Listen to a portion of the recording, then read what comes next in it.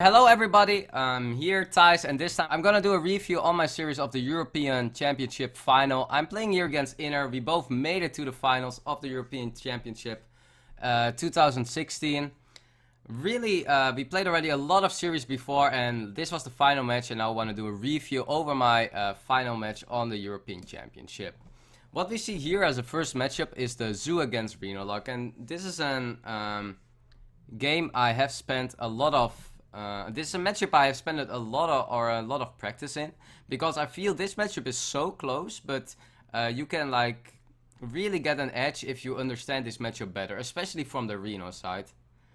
What is really important here is that as a Reno player, you have a good start. What we want as the Reno player here is like challenging the Zoo in the early game. I'm looking for ways to deal with this early game. Like, I kind of want to try to play the Zoo mirror. I really want to like try to make my Renolock work as a Zoo to yeah, trade a lot in the early game and getting the AoE spells later in the game.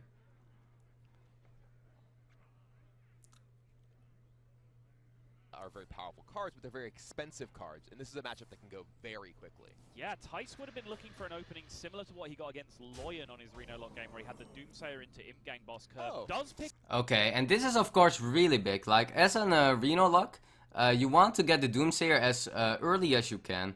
You want to like play in Doomsayer, like even, I don't expect this Doomsayer to go off necessarily. What I expected here was of course a 1-drop into 2-drop, but at worst the Doomsayer is still in 2 mana, take 7 or save 7 lives, take 7 armor, because he has to deal with it.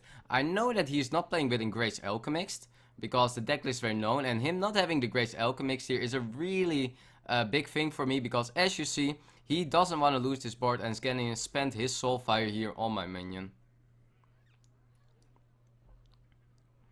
Okay, here I had a pretty interesting decisions here, because I didn't have that much of a good hand. I had Reno, what was of course really good, but I also had a lot of expensive minions. So I was like, how am I gonna play this deck out? And I think the weakest thing you can do against Zoo is tapping here, because if you tap, you give the Zoo so much time. As you see, I only have minions in hand, so yeah, what I tried to do here with this hand is, as I said, I'm gonna try to play some kind of a Zoo mirror match, where I play my minions and he plays his minions, and I wanna fight for the board. I don't wanna give him the board too badly. I wanna like play my minions, make the challenge for the board, and that at the end, once I draw my AoE cards, they are getting way more powerful later in the game. Also interesting here is that he discarded with his Soulfire.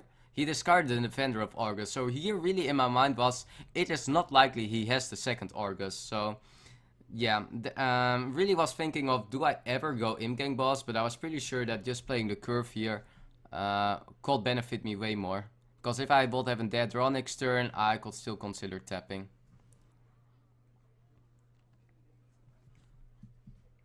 So yeah, he has a pretty straightforward hand here.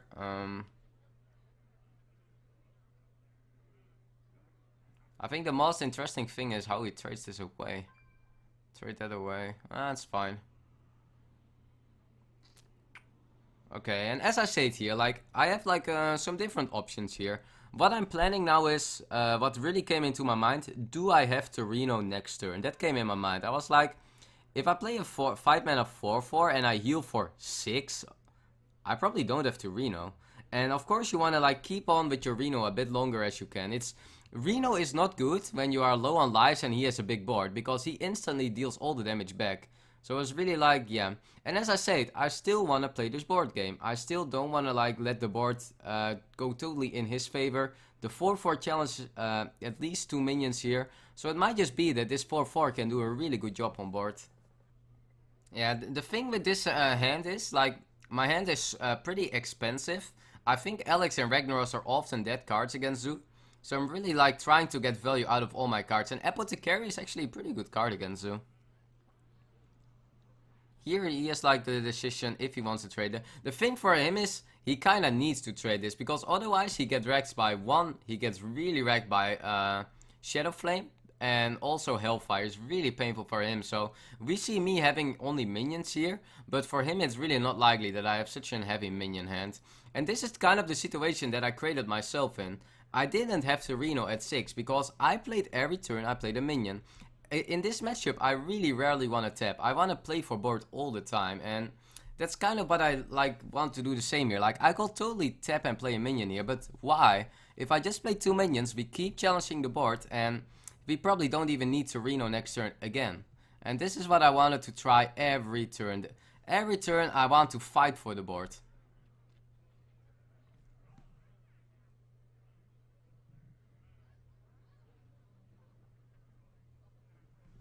Yeah, and this was actually a pretty big, oh no, he didn't pick the Soulfire, you're right, no. Mortal Coil. The Mortal Coil gives him the ability, well, he was going to want to attack the 3-5 into Bran and then This is Mortal actually Coil. pretty funny because he kind of spoiled that he had Mortal Coil here. He's gonna like for me it was now the read that he has a Mortal Coil. Because he's gonna do some attacks after this turn, but really spoilers that he has Mortal Coil.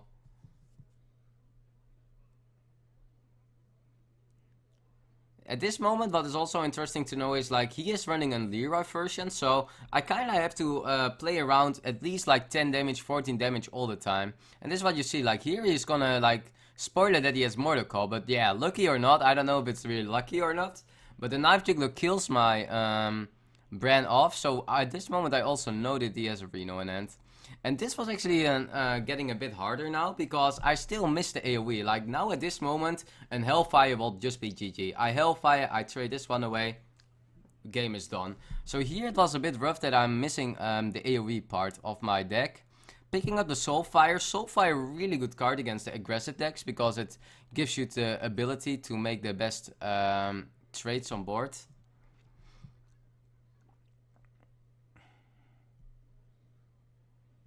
So here was also, like, it was pretty for me that I will play the Senjin here. I was thinking if I could die here anyway, because as I said, I know that he is running the Leroy version, so, but I knew that he also had a Mortal Coil in hand. So what I wanted to do is, here, playing at least around 10 damage, and for him he needed 24 damage to kill me and pass the Senjin, what was impossible with the current board state. So for me it was like a lot of counting this game, like, because my hand was so good, I gave myself really good outs in this game. The only thing I was concerned about is how much damage can he deal.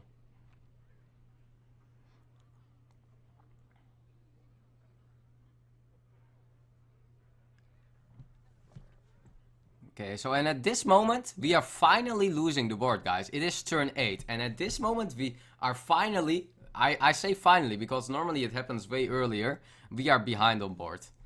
Okay, and now I have the interesting part to what do we do here? Do we Reno or do we play Twisting Nether? Because tap Reno is really good. The problem that you create yourself into with tapping and Reno here is you're not dealing with the board. I mean, I heal to 30, but he's gonna instantly deal already. He has already 3, 5, 7, 8 damage. This one is not most of the time gonna be buffed insane. So if I am playing Reno here, he's instantly gonna deal all the damage back. So Reno, besides giving me an extra turn, doesn't have much effect. Where on the other side, Twisting Nether, he played already a lot of minions during the game. Mainly minions, not really spells like the Forbidden Ritual. I was like, yeah, I might really need to play Twisting Nether here, and then, when the board is empty, he's probably gonna play something. I have the free turn to Reno back up, and that is at the end the decision I went for. I feel it is way stronger. Also picking up the Demon Wrath was pretty nice here, because the only play that he could really get insane on board wasn't Forbidden Ritual. I knew he was running 2, so at this moment I knew, like, yeah, if he has the Forbidden Ritual, I can instantly counter it with my Demon Wrath into the Reno. Another interesting thing is here, like, of course Demon Wrath is really good, but which 6-drop do you play with this? But I think if you can play in Reno at this spot, besides the effect that he also runs Leroy with, like, he can just have Leroy PO, abusive, and picks up a Soulfire, and he just has lethal. Like, at this moment, like, it looks obvious I'm not gonna die, but from my perspective, it's not that obvious I'm still alive here.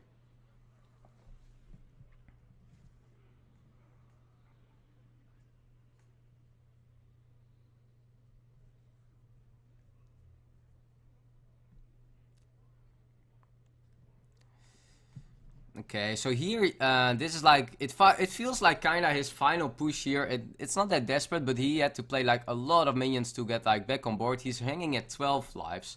So there are some, and this is a really interesting turn also. Like, what am I gonna do? I see here a Ragnaros that can deal 8 damage, and I can get lethal with that. But it's like, yeah, there are still minions left on the board. Can also take a passive turn where I play like Sylvanas with Fender. But what I'm doing with Fender is I heal him. Not that it might not be, like, it's not that big maybe. But I don't heal myself, and I was like, yeah. Probably if I go, like, let's say if I play Ragnaros and I Soulfire the Direwolf here and I attack face, it's still good outs for me, right? Like, there's 33%, or 25% I instant win. But even if I miss, I still kill a minion. So, for me, the Ragnaros felt here to play the first turn where I'm, like, super proactive and take the aggressive play. Because all the cards in my hand, I feel are really bad in this matchup. Sylvana's not that good, Alex not that good, so I really didn't mind discarding Alex, for example.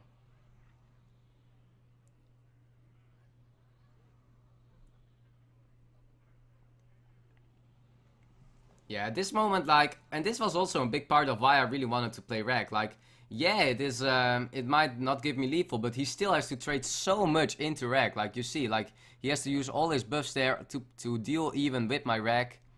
Now it's already getting really hard for him. Like, do you ever want to tap here? I mean, you die to Hellfire, and to all, like, the 2 damage cards, you're gonna die, where 4 damage is a bit less likely. But yeah, at this moment, the game really is in my state. I can just play 2 minions. I'm top decking here, Power Overwhelming for the direct lethal. But with this spot, having these 2 minions in the hand, I felt that I couldn't lose this game anymore. But the reason why was that I went in Reno in time. But people sometimes forget this. They're gonna be too greedy with Reno, or they play it way too early when they don't have the board set. You see, concentrating here, already going into the next matchup. Trying to predict what he's gonna play. I was like here, he's really likely gonna stick to Zoo. Zoo is his favorite deck. He wants to get a win. He wants to get comfortable. So I was kind of thinking, yeah, he goes Zoo. Maybe he switches it slightly up. But was really predicting either a Zoo or maybe a Rogue from his view. Okay, so here we go again. I picked the Shaman because I felt like Shaman has the best outs together with Rogue for me against the Zoo. And I was like, yeah, can just start with this. Probably not a matchup I'm favored in, for sure not. But pretty interesting one at least. And here it's already really hard, like, what do you do? Because I have 2 options. I go Coin Totem Golem, and if he doesn't have PO, that can be really good. I go the Servindi, but that one gets punished by Abusive Sergeant, where Totem Golem doesn't. Plus that I have the... Like, I can go 2 ways the turn after. I can go for... If I go for Totem Golem, I can either play the... like, I kind of expected a 2-drop maybe from him. And the Rockbiter will deal really well with Knife Jiggler, with Peddler, and all that stuff. Where if I get Servindi and he plays one of these cards, it gets a bit awkward. With Coin Totem Golem, I also create myself... like, the Overload next turn won't hurt me that much if I go Totem Golem. Because I can follow it up with a 1-drop and then I can still go Tuskar. So the Overload next turn won't hurt me that much as it will be on turn 2. Where then I have to coin the Tuskar. So I prefer going way more proactive here and go for the coin Totem Golem. Sadly, he has the best answer against it. Like, I was also considering, like, PO is not that painful if he has another 1-drop. If he doesn't have another 1-drop, but he actually had the perfect counter where he has the PO and has the best 1-drop, yeah, in the game here. By actually, like, me spending the coin and being overloaded, but him having the board is pretty disgusting.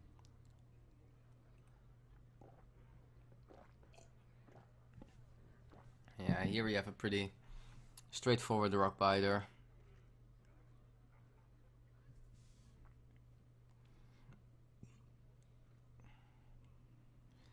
Okay, so what he also knows is, like, I'm playing an Aggro Shaman here, and my Aggro Shaman is not running any Lightning Storm, so for him, it feels really safe to make these kind of Forbidden Rituals where he just gets super strong on board.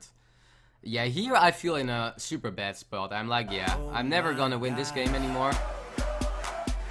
But there is still the Tuskar, guys. and sometimes Tuskar gives you a totem golem. So here I was actually like, okay, maybe I'm getting back into this game. But you really see the power of Zoo here. Like, and this is why Zoo is always favored in aggressive matchups. It trades so well with all their buffs cards, with all their tokens into my minions. Now we are facing I was considering how good will be the lava burst here, but I was like, yeah, let's first go with the thing from below. It really blocks here the direwolf, so if he doesn't have any good buff cards, he really needs to he doesn't get that trade on.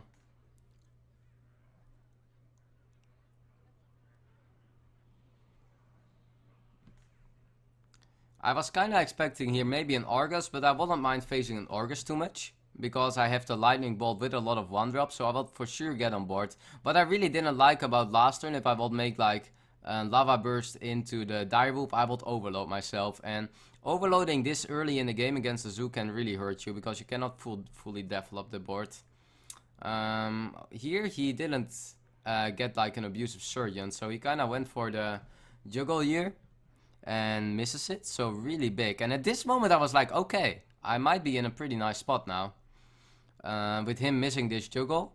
Now I could consider like how much I wanted to develop the board, and if I wanted to develop the board that badly.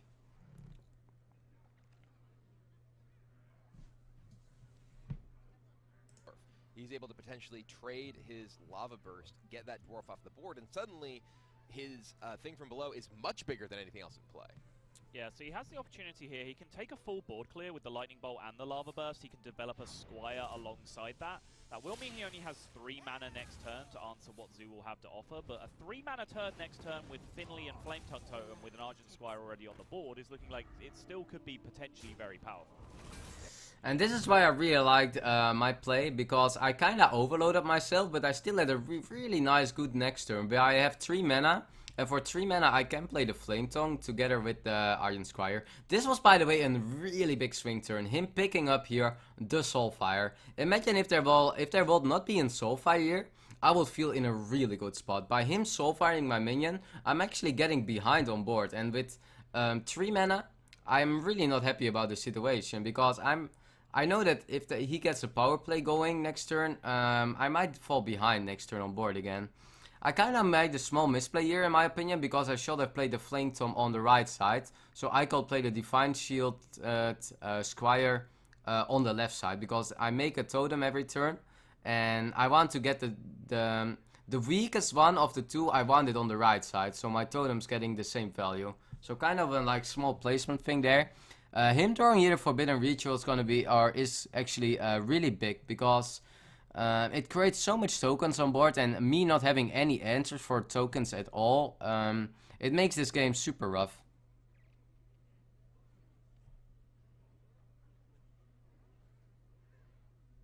The tokens are like in general like a really big issue for me for winning this game at all. So now I'm getting here the second Flame Tongue, what is actually pretty reasonable for this Argent Squire, because it's gonna trade in pretty well. But I'm first like wanting to hero power here, because I'm gonna play Zervinli most likely. I was like, yeah, let's first make this hero power fitting the curve better, because now I can play my full curve with the new hero power. And this was actually a bit of a rough call, because Fire Blast might look really well on the board here with all the 1/1s. But I felt the influence of that won't be too big. I felt like I really need the life tap here. I'm out of cards after this turn. I need to get back on cards. Warlock has his hero power where he gets his card, so I'm really gonna need that hero power badly here.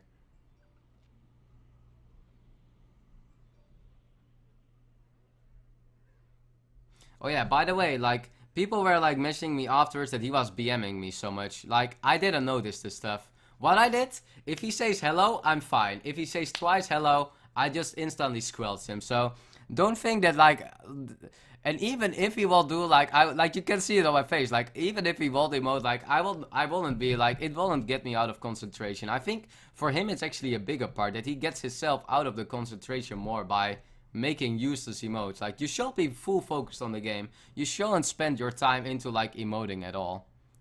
Yeah, because I want to know, and like in this match it might not matter that much, but some matchups like I want to like totally understand what goes into his mind, from what placement he plays his cards from, what cards are out of the game, and like these things, like you ask a lot of yourself, or you need to ask a lot from yourself to get all these things going in your brain.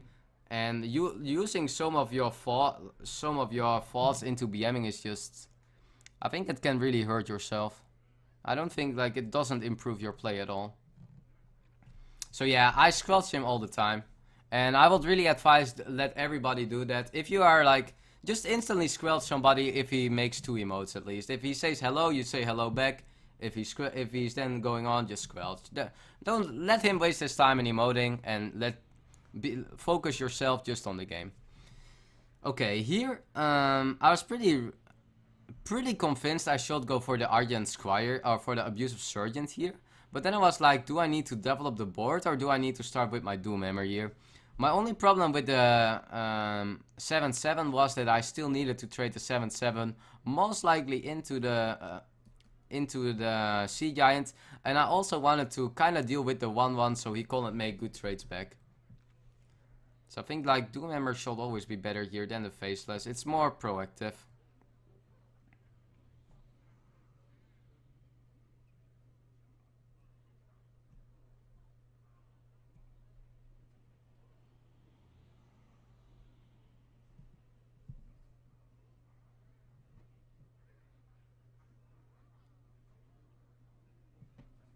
Okay, so he has, yeah, 2 minions here, and here it actually gets super rough for me, because he played on 0 mana 8-8, guys. And 0 mana 8-8, like, what am I gonna do against a 0 mana 8-8?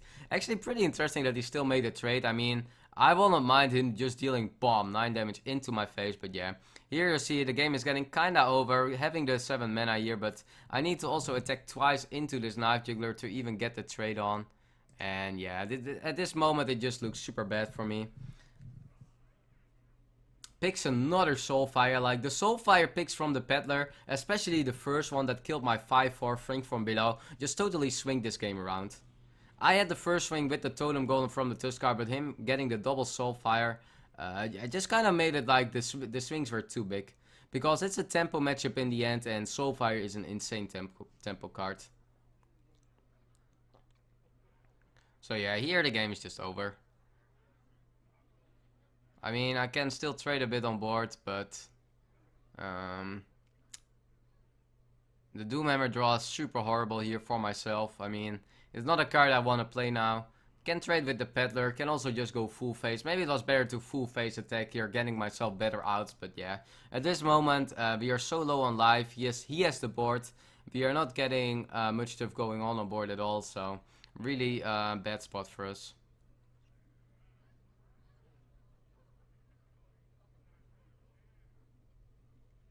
Yeah, let's just go to the next game. Okay, and here really we are going in the Hunter against Warrior matchup, and my Hunter, to explain a bit about it, is really good against Warrior. I play the Camel version, so I play the Camel Hunter where the Camel gives you a free 1-drop on board, but I'm also playing High Mange, what is an insanely problematic card for Warrior. I'm also playing Double Weapons, I'm playing Deadly Shots, what is a pretty good card against Warrior. Just, I practiced this matchup a lot, and this is the reason why I bought Hunter, because it's really good against Warrior. I'm having here a bit of a strange start here, where I'm having double 1-drop and 2-drop. I'm actually wondering myself what will be the best play here. And I kinda was thinking, if I go King's Alec and he has a War Axe, I have the follow-up of double Fiery Bet, so maybe that is the best decision to make. I think it's a really hard call what you do here, because if he has Armor Smith, I don't want to start with him 2-1, because the Armor Smith covers that. So I feel this play was the play that wouldn't be too risky at all for me. And I also saw the Ghoul here, so I was like, okay, if he has War Axe here, I can still play my double 1-drops here, because it's not likely he has Ghoul. He draws the fire. Oh, he even BM'd after that. Why is he emoting so much? Like, it's so funny. Like, now I see all the time that he's emoting, but I just had him squelch all the time. Like, I just did a next level squelch here all the time. But yeah, the double fire bet here is probably, like, this was the reason why I went first with the King's Alec. If he had the Warwick's turn 2, I could still dodge the, like, I could still have a reasonable turn into the Warwick's.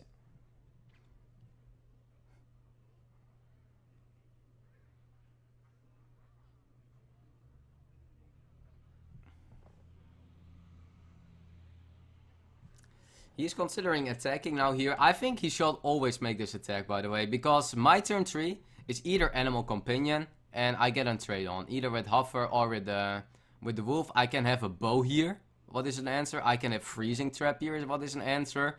And I can have Deadly Shot here, what is an answer? So, for him not making that attack can really hurt him. Okay, draws here the Acolyte for the second time. And this is what I mean, like now you're focusing on emoting all the time. And now he's like thinking, oh, how should I play it out? But if he took a bit more time last turn, instead of like using time to emote, he would like come to the conclusion that he should always attack the turn before. I think it's really like, it was a really hard turn for him last turn. So I would really like take more time into making the decision there. Yeah, and I'm really getting a rough hand here because I'm getting all the spells here, like for example, I could also get like an Houndmaster here, what would be really strong. I'm getting a kind of my spells and not the strong minions. He also has like a pretty anti-aggro hand there. So was really considering what are my best outs now. Freezing Trap, these are not minions I want to Freezing Trap. And Freezing Trap with Bow is pretty good together because I'm gonna get another charge. So I was like, yeah. If I just play the quick shot here, I have a really good turn 5 where like I can trade the whole board, and if he plays a new minion, I have the freezing trap for that one. And I kinda expected either the Bluetooth Blade there or maybe a Korken, but like something from at least 4 mana that I could play the freezing trap into.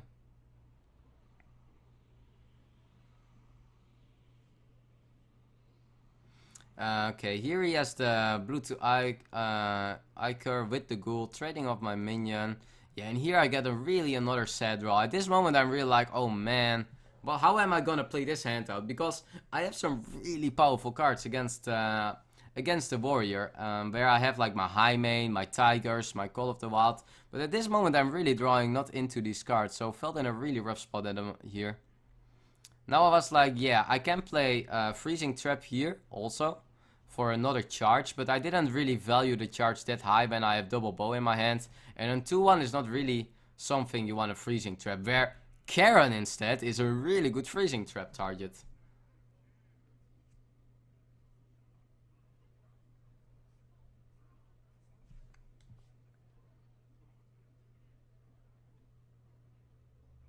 So yeah, here Freezing Trap has to like is really good into this into the Karen, so really wanted to get that one off.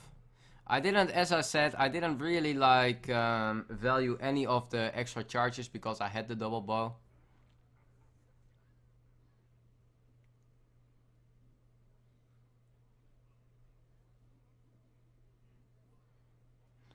Inner also knows that this is a freezing trap. I'm only playing one trap. The reason why I still wanted to play one trap is because I'm playing double bow. And freezing trap in general, like even people knowing you play freezing trap, it's still a pretty good card.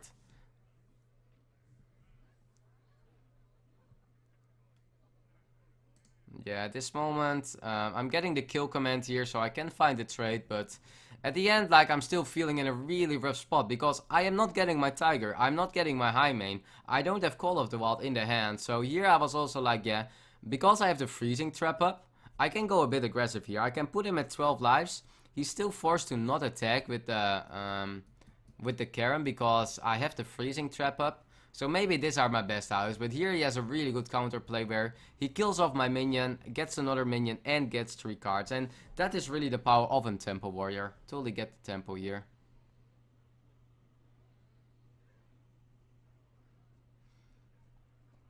Yeah, Calvadir guys, not the best draw at turn 8. You want the Calvadir from the camel, and this is the reason why I'm playing one Calvadir. If you play 2 camels, it's really good to play like at least 3 1-drops, because keeping a fire bet in your starting hand is sometimes really reasonable. But and getting a Calvadir from the camel makes the minion a 2-4. So if you play in camel, at turn 2 or turn 3 and you get another 2/4 for free, it can be really, really powerful. But yeah, here the series is just over. Plays double armor smith, gets 8 armor, draws